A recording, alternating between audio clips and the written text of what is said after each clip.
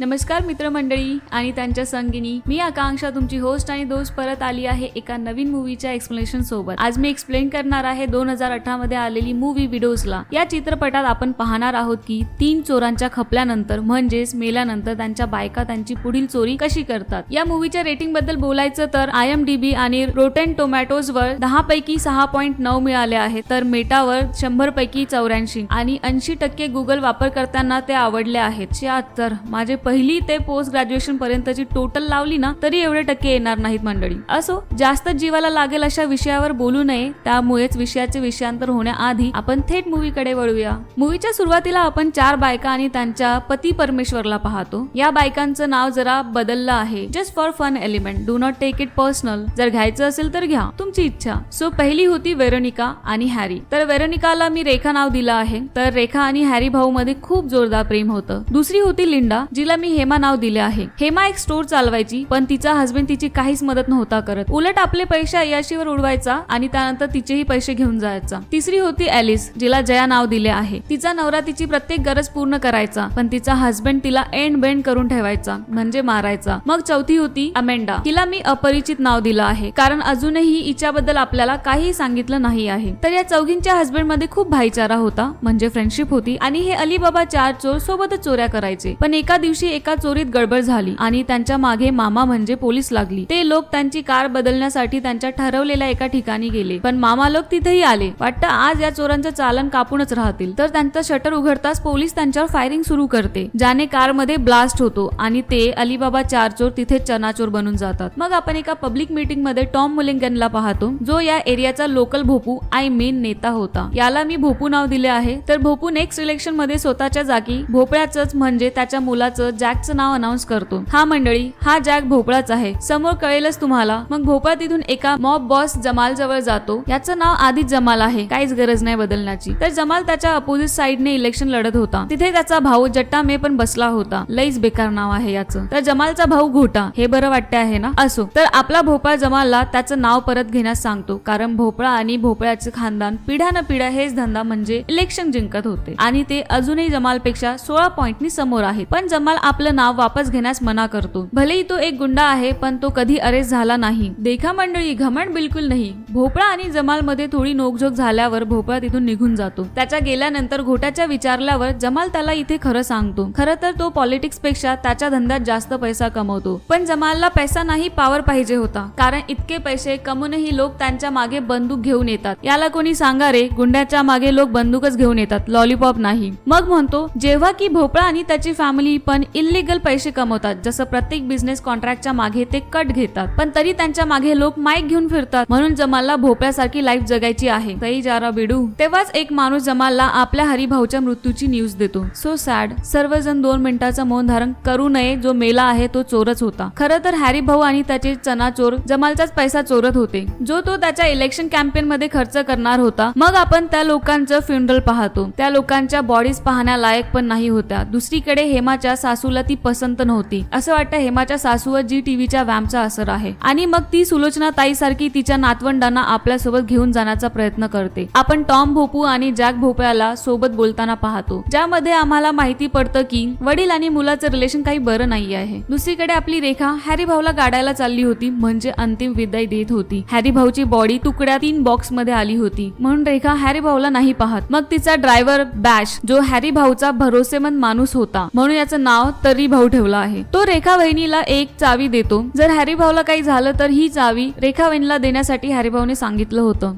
Funeral मध्ये भोपळा आणि जमाल पण आला होता। हॅरी भाऊला गाडल्यानंतर रेखा वहिनी ड्रायव्हर तरी भाऊला हॅरी भाऊच्या सर्व साथीदारांची डिटेल मागते। त्याच रात्री तिच्या घरी जमाल घुसतो। असे धंदे करतो ना, म्हणून त्याच्या मागे लोक बंदूक घेऊन फिरतात। असो, मग जमाल रेखा वहिनीला आधी विचारतो, तो आणि हॅरी भाऊ अलग अलग काम करत होते। दोघे कधी एक दुसऱ्याच्या कामाआड आले नाही, तरी पण हॅरी भाऊने त्याचे 2 मिलियन का चोरले, म्हणजे ज्या चोरीत हॅरी भाऊला मारल्या गेले आणि जे पैसे जाळल्या गेले ते जमालचे होते। पण रेखा वहिनीला काहीच माहिती नव्हते। होते, पण जमाल नाही मानत. तो तिला धमकी देतो, एका महिन्यात रेखा वहिनीला जमालचे पैसे परत करावे लागतील, मग त्यासाठी तिला तिचं पेंट हाऊसही विकायला का लागोना. यार हे तर जबरदस्ती झाली. ती पोलीस कडे पण नाही जाऊ शकत कारण ती स्वतः एका क्रिमिनलची बायको आहे. म्हणून जेव्हा घरवाले गव्हर्नमेंट वाला पोरगा आणतात ना तर गपचूप लग्न करून घ्यायला पाहिजे. जाऊ दे आता. रेखा खूप घाबरून जाते. दुसरीकडे हेमाच्या स्टोर मध्ये पण काही लोक घुसतात. खरं तर हेमा वहिनीच्या नवऱ्याने घोड्याच्या रेस मध्ये ह्या स्टोरला गहाण ठेवलं होतं आणि तो रेस हारला होता, कारण आता ही दुकान त्याच्याच नावावर होती, तर आता ती ह्या लोकांची झाली आहे. आणि हे माहीत झाल्यानंतर हेमा काहीच नाही करू शकत होती. तेच रेखा त्या प्रायव्हेट लॉकर ऑफिस मध्ये जाते, ज्याची चावी हॅरी भाऊनं तिच्यासाठी सोडली होती. त्या लॉकर मध्ये फक्त एक डायरी आणि लिफाफा सोडला होता. जेव्हा रेखा घरी येऊन ते पाहते तर त्याच्यात हॅरी भाऊच्या नेक्स्ट स्टोरीची पूर्ण प्लॅनिंग होती. सोबतच एका क्लबचा कार्ड देखील होता आणि एका घराचा नक्षा होता जिथे तो चोरी करणार होता, आणि सोबतच कोणाची तरी प्राणी क्रीडा करतानाची फोटो देखील होती. इश्श.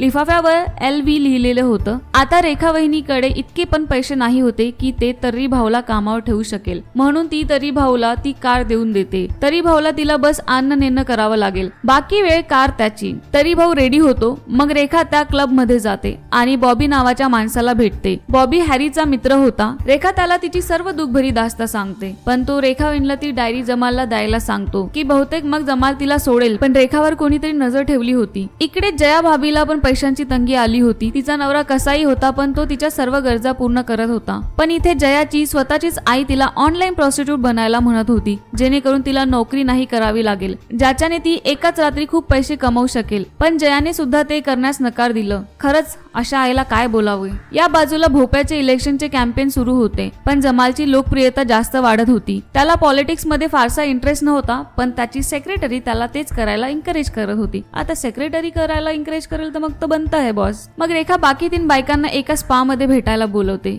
जिथे जया आणि हेमा दोघी आल्या होत्या, पण अमेंडा नाही आली होती. मग रेखा त्यांना सांगते त्यांच्या नवऱ्यांनी जमालचे पैसे चोरले आणि आता जमाल ते पैसे त्यांच्याकडून मागत आहे. पण मरण्याआधी हॅरीने त्याच्या पुढच्या चोरीचा प्लॅन सोडला आहे, जे पूर्ण $5 मिलियन आहे. जमालला $2 मिलियन दिल्यानंतर ते उरलेले पैसे आपापसात वाटून घेऊ शकतील. या तिघींची आर्थिक परिस्थिती बिकट होती आणि तरीही त्या रेडी नाही झाल्या, तर रेखा त्यांचे नाव जमालला सांगेल. रेखा त्यांना एका ऍड्रेसवर रात्री 11:30 वाजता बोलावते. सुरुवातीला दोघांनीही नकार दिला, पण त्यांच्याकडे दुसरा मार्ग नव्हता. मग आपण एक प्रिस्ट पाहतो ज्याला लोक ब्लाइंडली फॉलो करतात. मग जमाल त्याला भेटायला येतो. खरे तर त्याला वोटसाठी या प्रिस्टच्या सपोर्टची गरज होती, कारण जमालच्या वॉर्डमध्ये त्याचे अनेक आंधळे भक्त आहेत जे त्याच्यासाठी काहीही करू शकतात. जमालला सपोर्ट करण्यासाठी तो त्याच्याकडे खूप पैशांची मागणी करतो, कारण भोपाळने त्याला आधीच खूप पैसे दिले होते. तुम्हाला समजले असेल की इतर देशांची आणि भारताची पॉलिटिक्स सारखीच आहे. मग तरी भाऊ रेखा वहिनीला कुठेतरी घेऊन आला. हे हॅरी भाऊ आणि त्याच्या मित्रांचा अड्डा होता. तिथेच तिने जया आणि हेमाला बोलावले.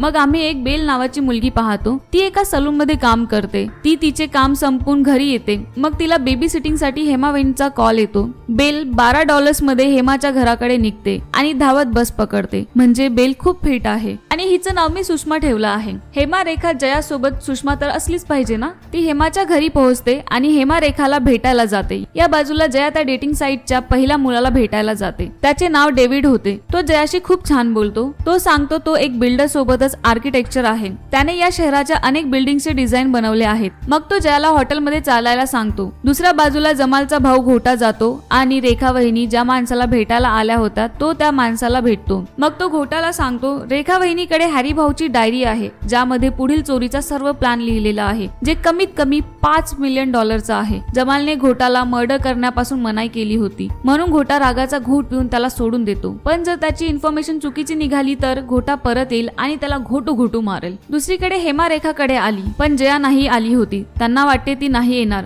पण तितक्यातच जया येऊन जाते आणि ते रेखाचा साथ द्यायला तयार होतात. आधी रेखा जयाला पैसे देते, कारण तिला एक व्हॅन आणि 3 गन घ्यायचे आहेत. हॅरी भाऊच्या डायरीत एका घराचा नक्षा होता, जिथे ते पैसे ठेवले आहेत, पण त्यांना ते घर नाही माहित होतं. त्या घराबद्दल इन्फॉर्मेशन माहिती करण्याचं काम रेखा हेमाला देते. यासोबतच ती या दोघांना हे काम करण्यासाठी पैसेही देते. ते 3 दिवसांनी परत इथे भेटणार होते. दुसऱ्या दिवशी जया भाभी एका ऑक्शन मधून व्हॅन विकत घेते, पण ती थोडी जास्तच महाग विकत घेते. तिला गाडी सुद्धा चालवता येत नाही, म्हणून ती रेखा वहिनीला कॉल करते. रेखाला वाटले होते की जया गाडी चालवू शकते, पण आता तिला यात तरी भाऊला ऍड करावे लागेल, कारण तिच्या प्लॅन नुसार हेमाचं दुसरं काम आहे. दुसरीकडे हेमा त्या डिझाईन बद्दल माहिती काढण्यात बिझी होती. तिला नकाशावर फर्मचे नाव सापडले ज्याने ते डिझाईन केले होते. हेमा त्या ऑफिस मध्ये पोहोचते, परंतु तिला हे माहित नाही की ते कोणाचे घर आहे किंवा ते कोणी डिझाईन केले आहे. परंतु रिक्वेस्ट केल्यानंतर रिसेप्शनिस्ट तिला आर्किटेक्चरचे नाव सांगते. हेमा त्या आर्किटेक्चरच्या घरी जाते, पण तिथे त्या आर्किटेक्चरचा हस्बंड होता. ती आर्किटेक्चर 3 महिन्यापूर्वीच मेली.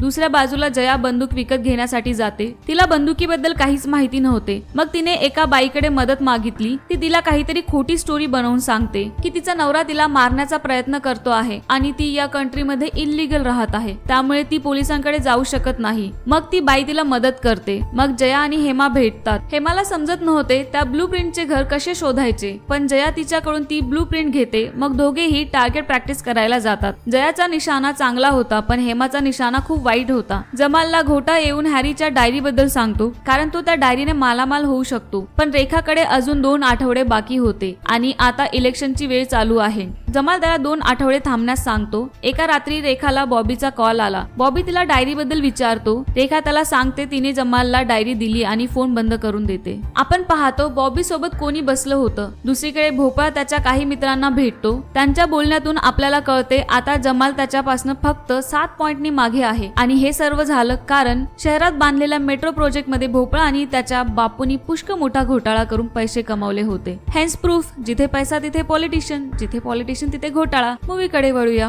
मग आपल्याला फ्लॅशबॅक द्वारे कळते रेखा वहिनी आणि हॅरी भाऊला एक मुलगा होता. एका दिवशी तो हॅरीची गाडी चालवत होता आणि पोलिसांनी त्याला पण क्रिमिनल समजून त्याला चुकून शूट केले आणि तो मेला. म्हणजे त्याच्या मृत्यूचा कुठेतरी हॅरी भाऊ जबाबदार होता आणि रेखा पण तेच मानत होती आणि हॅरी पण. तेव्हाच रेखाला अमेंडाचा कॉल येतो. हॅरी भाऊच्या चौथ्या पंटरची बायको, जी त्या दिवशी स्पा मध्ये नाही आली होती. रेखा तिला एका रेस्टॉरंट मध्ये भेटते. अमेंडा काही वेळ फालतूच्या गप्पा गोष्टी करते आणि मग म्हणते लास्ट टाइमच्या प्लॅन मध्ये हॅरीने चुकी झाली होती. पण रेखा म्हणते हॅरी 3 वर्षापासून काम करत होता, त्याने कधीच चुकी केली नाही. अमेंडाला स्पा मध्ये यायचं होतं, बट ती घाबरली होती. पण आता रेखा तिला प्लॅन बद्दल काहीच सांगत नाही, कारण अमेंडाचा 4 वर्षाचा मुलगा आहे ज्याला ती एकटीच सांभाळत आहे. अमेंडा तिला विचारते हॅरीने तिच्यासाठी काही पैसे सोडले की नाही. हिला बड्याच आंबाळ चौकशा आहेत, पण हुशार रेखा तिला काही सांगत नाही. दुसरीकडे घोटा तंबाखू घोटत तरी भाऊच्या घरी पोहोचतो आणि त्याला रेखा वहिनीला कॉल करून हॅरी भाऊची डायरी मागायला सांगतो. पण वफादार तरी भाऊ कुठल्याही डायरी बद्दल माहिती नसल्याचं सांगतो. दुसऱ्या दिवशी रेखाला पार्सल मिळाले ज्यात तरी भाऊची रिंग होती. म्हणजे तरी भाऊला घोटाने मारून दिले. पाहिलं, प्रत्येक वफादार देवर सारखाच तरी भाऊने पण रेखा वहिनीसाठी आपली वफादारी दाखवली.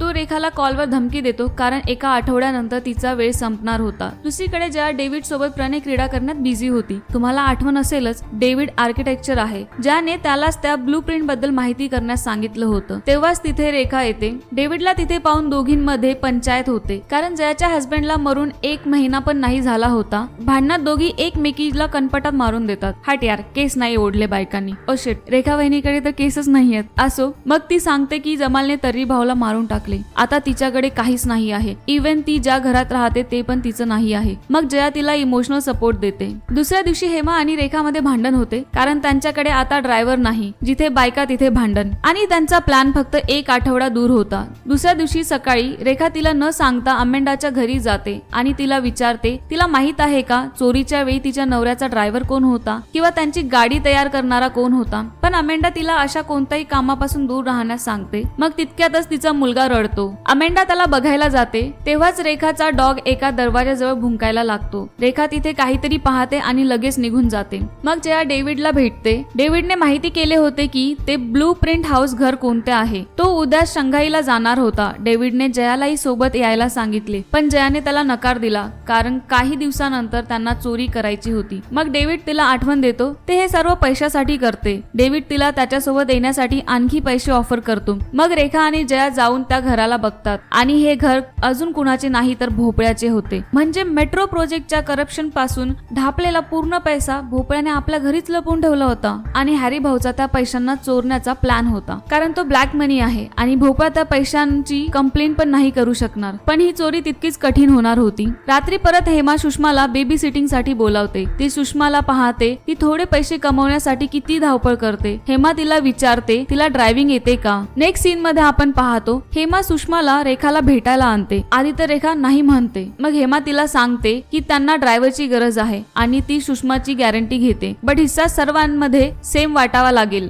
जयाला काही ऑब्जेक्शन नाही होते म्हणून रेखा पण तयार होते. सो ही आहे आपली चौघींची चौघडी, हेमा, रेखा, जया और सुषमा. सबकी पसंद. अरे कुठे चालले, मूवी कडे वळूया. मग आपण पाहतो सुषमा भोपळ्याच्या घरासमोर जॉगिंग करत होती. मग तिथे रेखा येते आणि ती त्या घराच्या सिक्युरिटी रूम मध्ये पाहते. तिला माहिती पडतं तिथे एकच सिक्युरिटी गार्ड असतो. भोपळ्याची सेक्रेटरी रेखाला वेट करायला सांगते कारण भोपळा मीटिंग मध्ये आहे. पण रेखा उठून वर जाते. जिथे एक टीम काम करत होती समोर एक खूप मोठा नक्षा लावला होता जो या शहराचा होता. तेव्हाच तिला एक एम्प्लॉई पाहून घेतो. मग ती बहाणा बनवते ती तर वॉशरूम शोधत होती. खरं तर त्याच मोठ्या नक्षा मागे भोपळ्याचा खजाना म्हणजे तिजोरी आहे ज्यात पैसे ठेवले आहेत. मागच्या रस्त्याचे कॅमेराज कन्स्ट्रक्शनच्या कामामुळे झाकले गेले आहेत. अंदर भोपळा आणि त्याच्या बापू मध्ये तू मेमे सुरू होती कारण भोपळ्याने त्याच्या बापूच्या कॅम्पेन मॅनेजरला काढून टाकले. 3 दिवसांनी भोपळ्याची आणि जमालची टीव्हीवर डिबेट होणार होती. मग भोपळा रेखाला भेटतो. ती त्याला विचारते तो हॅरीला कसा ओळखायचा कारण तो त्याच्या फ्युनरल मध्ये आला होता. तो म्हणतो की तो त्याला खूप आधी भेटला होता. मग रेखा त्याला मदत मागते. जमाल तिच्या मागे पडला आहे कारण हॅरीने त्याचे पैसे चोरले होते. पण भोपळा तिची कशाही प्रकारे मदत करण्यास नकार देतो कारण ती त्याच्या वॉर्ड मध्ये नाही राहत. बाहेर सुषमाला घरातून एक माणूस निघताना दिसतो ज्याला ती ओळखते कारण तो तिच्या सलून मध्ये येतो. दुसरीकडे जेव्हा रेखा बाहेर निघते तिला VL सिक्युरिटीची व्हॅन दिसते. याच कंपनीचा लिफाफा तिला डायरीत मिळाला होता. सलून मध्ये सुषमा तिच्या बॉसला त्या माणसाबद्दल विचारते. ती सांगते की भोपळ्यानेच तिला बिझनेस ओपन करण्यासाठी पैसे दिले होते. तो इथे त्याचा हप्ता घेण्यासाठी येतो ज्यात तिला काही प्रॉब्लेम नाही. रात्री ते लोक छोट्या बॉक्स मध्ये माती भरतात. तिथे रेखा नाही होती. तेव्हा हेमा तिचा मजाक उडवायला लागते. पण तितक्यात रेखा येते आणि त्यांना म्हणते दुसऱ्या ड्रायव्हरची गरज पडली कारण पहिल्या ड्रायव्हरला मारून टाकण्यात आले आहे. तेव्हा सर्वांची बोलती बंद होते आणि सर्वांना कळते की हा मॅटर किती सिरियस आहे. रेखाने बॅग्स मध्ये $5 मिलियन इतकी माती भरून घेतली होती. ती हेमाला ती बॅग घेऊन धावण्यास सांगते. हेमा पहिली बॅग तर आरामात घेऊन पळते पण दुसऱ्या बॅगच्या वेळेस तिची हालत डाऊन होते. रेखाचं म्हणणं होतं त्यांना प्रत्येक सिच्युएशन साठी रेडी राहावं लागेल. कोणाला वाटलं नाही पाहिजे हे बायकांचं काम आहे आणि हेच त्यांचा ऍडव्हान्टेज आहे की त्या बायका आहेत. कोणी विचारही करू शकणार नाही की इतकी मोठी चोरी 4 बायकांनी केली.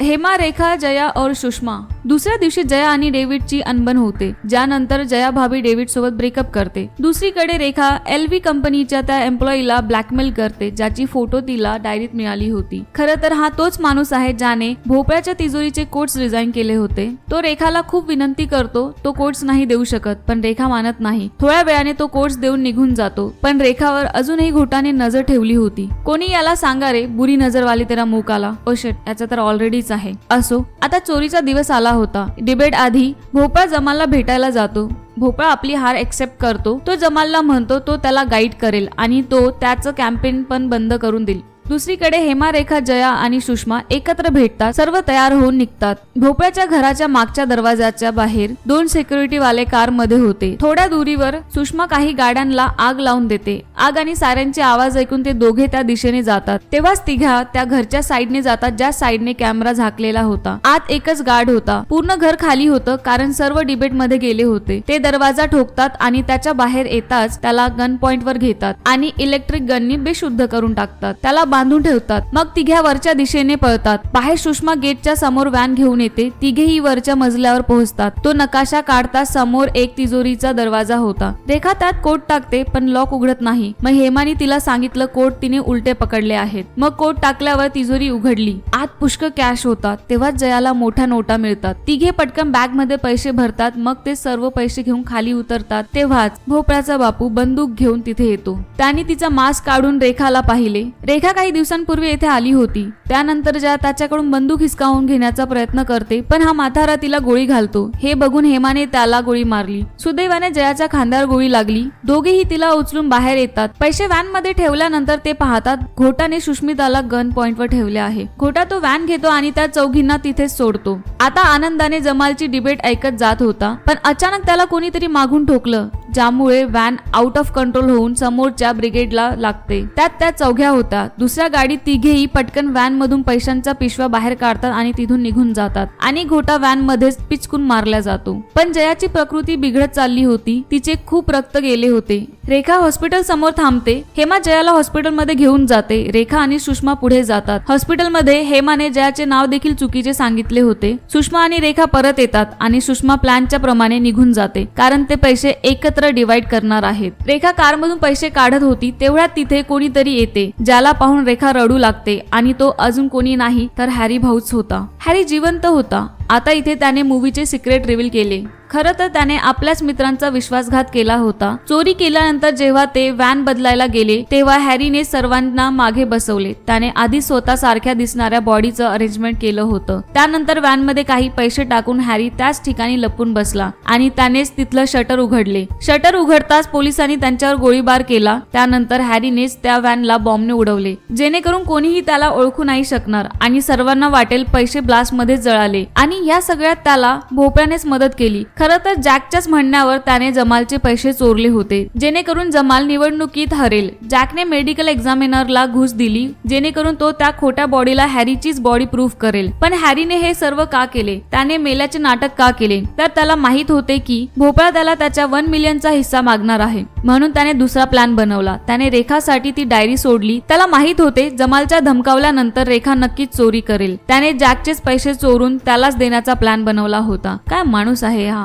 त्या दिवशी बॉबी सोबत जॅक बसलेला होता पण इथे रेखा वहिनीने आणखी एक बॉम्ब फोडला. खरं तर रेखाला आधीच माहिती पडलं होतं की हॅरी जिवंत आहे. जेव्हा रेखा अमेंडाला भेटायला तिच्या घरी गेली होती तेव्हा तिचा डॉग दरवाजा समोर भुंकत होता. तिथे तिला एक बॉटल दिसली. ती बॉटल हॅरीचीच होती आणि तिचा डॉग भुंकत होता कारण हॅरी आत होता. त्याचे आणि अमेंडाचे अफेअर होते आणि तो मुलगा अमेंडा आणि हॅरीचा होता. हॅरीने त्याची दुसरी फॅमिली बनवली होती. त्याच दिवशी अमेंडा सुद्धा रेखाला भेटायला आली होती कारण तिला रेखाच्या प्लॅन बद्दल माहिती करायचं होतं आणि तिला हॅरीनेच पाठवलं होतं. हॅरीकडे जमालचे पैसे होते जे त्याला जॅक सोबत शेअर करायचे नव्हते. तो अमेंडाकडून चोरी करून भोपळ्याचेच पैसे भोपळ्यालाच परत करणार होता. पण रेखाला त्याचा प्लॅन आधीच समजला होता. तो रेखाला गोळी मारू शकेल त्याआधीच रेखाने त्याला शूट केले. मग ती तिथे खूप रडते. मग हॅरीच्या हातात बंदूक ठेवून आणि ती बॅकअप कार जाळून आणि सर्व पैसे घेऊन ती तिथून निघून गेली जेणेकरून आता सर्व ब्लेम हॅरीवरच येईल. तेही जर कोणाला कळले तर. मग आपल्याला सलून दिसते जिथे सुषमा काम करत होती. आपल्याला रेडिओवरून कळते की भोपळ्याने इलेक्शन जिंकले आहे कारण त्याला त्याच्या बापूच्या मर्डरमुळे सिंपती वोट मिळाले. तेथे आपण त्या प्रिस्टचे भाषण देखील ऐकतो जो आता भोपळ्याच्या बाजूने बोलत होता. मग तिथे सुषमाच्या बॉसला एक पार्सल सापडते ज्यामध्ये खूप पैसे होते जेणेकरून आता तिला भोपळ्याला हप्ता नाही द्यावा लागणार. आणि बाहेर आपण सुषमाला गाडीत पाहतो. ती तिथून निघून गेली. दुसरीकडे हेमानेही तिचं स्टोर परत घेतलं. ती पण खूप खुश होती. मग एके दिवशी जया भाभी एका रेस्टॉरंट मध्ये आली. तिथे रेखा वहिनी ही दुसऱ्या टेबलावर बसली होती. दोघेही एकमेकांकडे पाहतात. मग एक माणूस रेखाकडे येतो. रेखा त्याला खूप पैसे देऊन शाळेत एक लायब्ररी तिच्या मुलाच्या नावाने उघडायला सांगते. जया तिथून जायला निघाली होती. मग रेखा तिला आवाज देते आणि ही मूवी देखील इथे संपते. पाहिलं बायकांनो, टिपिकल बायकांसारखं जर रेखा वहिनीनेही त्याच दिवशी अमेंडाचे केस ओढले असते आणि हॅरी भाऊला मारून मारून हिरवं केलं असतं तर आज ती इतकी पैसेवाली असती का? तर रडत बसू नका. Wait for the right moment. मी आकांक्षा आशा करते की तुम्हाला ही मूवी आवडली असेल तर मग एक लाईक तर बनतेच ना मित्रांनो. Thank you so much.